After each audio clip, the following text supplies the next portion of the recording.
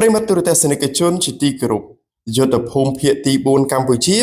ចេញលិខិតអញ្ជើញជាលើកទី2ទៅកាន់កងទ័ពភូមិភាគទី2ថៃដើម្បីឲ្យប្រជុំ RBC ដែលក្រុងរៀបចំធ្វើនៅថ្ងៃទី15ដល់ថ្ងៃទី17ខែតុលានៅខេត្តឧត្តរមានជ័យរាជធានីភ្នំពេញនៅថ្ងៃទី7ខែតុលាឆ្នាំ2025នេះយុទ្ធភូមិភាគទី4នៃព្រះរាជាណាចក្រកម្ពុជាបានបញ្ជូនលិខិតអញ្ជើញជាលើកទី2ទៅកាន់កងទ័ពភូមិភាគទី2នៃព្រះរាជាណាចក្រថៃបន្ទាប់ពីការផ្ញើលិខិតអញ្ជើញលើកទី1កាលពីថ្ងៃទី30ខែកញ្ញាឆ្នាំ2025នេះបើតាមលោកស្រីឧត្តមសេនីយ៍ឯកម៉ាលីសុជាតាអ្នកនាំពាក្យក្រសួងការពារជាតិកម្ពុជា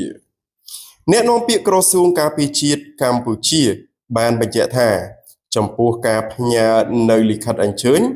ជាលើកទី2នេះដើម្បីអញ្ជើញកងទ័ពភូមិភាគទី2នៃព្រះរាជាណាចក្រថៃ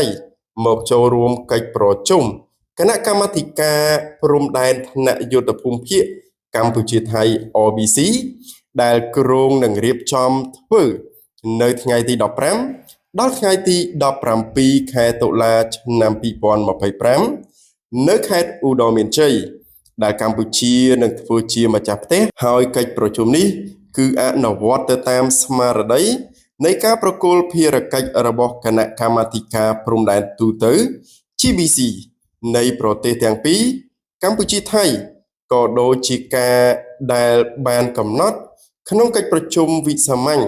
លើកទី1គណៈកម្មាធិការព្រំដែនថ្នាក់ភូមិភាគកម្ពុជាថៃកាលពីថ្ងៃទី27ខែសីហាឆ្នាំ2025រវាងយុទ្ធភូមិភាគទី4នៃព្រះរាជាណាចក្រកម្ពុជានិងកងទ័ពភូមិភាគ2នៃព្រះរាជាណាចក្រថៃអ្នកនាំពាក្យបានរំលឹកថា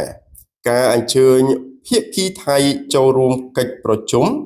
វិសាមញ្ញលើកទី2នៃគណៈកម្មាធិការព្រំដែនថ្នាក់ភូមិភាគកម្ពុជាថៃ RBC នេះ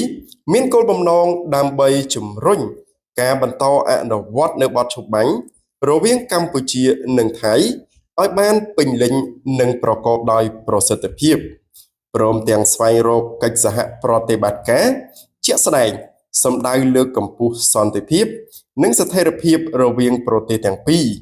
ក៏ដូចជាការវិលត្រឡប់ទៅរកភាពប្រក្រតីឡើងវិញឲ្យបានឆាប់រហ័ស